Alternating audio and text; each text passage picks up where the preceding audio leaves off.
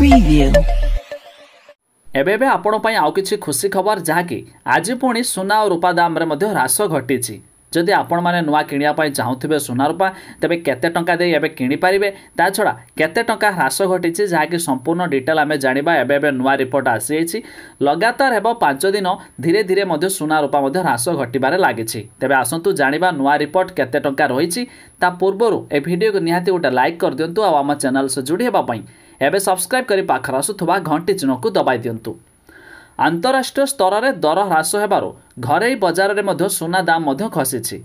मंगलवार दिल्लीर सरफा बजार में सुना 10 ग्राम पिछा 500 टंका सस्ता होईछि। अन्यपटे रूपार दाम मध्य 1 किलोग्राम प्रति 1606 टंका मध्य कमी जाइछि। HDFC सिक्युरिटीज अनुजाई मंगलवार दिल्ली सरफा बजार में 99.9% शुद्धता सुनार दाम 10 ग्राम प्रति 52,907 टंकार खसी 52,350 टंका रही, जहाँकि 24 कैरेटर दाम। सेहीपरि एही समय सुना 10 ग्राम पिछा 557 टंका सस्ता होईछि, जहाँकि मुंबई रे 99.9% शुद्ध सुना दाम जोटा कि 24 कैरेटर दाम रही 10 ग्राम पिछा 51,628 टंका रही।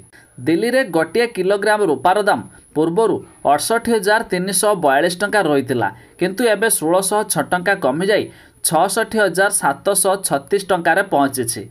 सेहीपरि मुंबई रे रूपा दर मध्य ह्रास घटी किलो पिछा 64,881 टंका रही। जदि आपण माने किनिया पई चाहुथिबे कहीं अलग अलग सहर रे अलग अलग रेट मध्य लागू रही, तेबे सेहीपरि जदि आपण भुवनेश्वर भी रेट किनिया पई चाहुथिबे सुना दर तेबे आपण मानकु 51,250 टंका दे किनिबाकू पड़िबो। ता छड़ा विशेषज्ञ अनुजाई कोरोना भाइरस वैक्सीन रे विलंब घटिले मध्य चिकित्सा को नहीं लोकों मध्य सकारात्मक महल रही। अनेक वैक्सीन रो परीक्षण रे भल परिमाण देखा मिलूँ।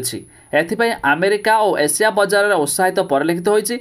निवेशक सुना रे मुनाफा आदाय करबा लागि जारी रखिछंती आ सेथिपाई सुना दर मध्य धीरे धीरे ह्रास हेबारे लागिछि।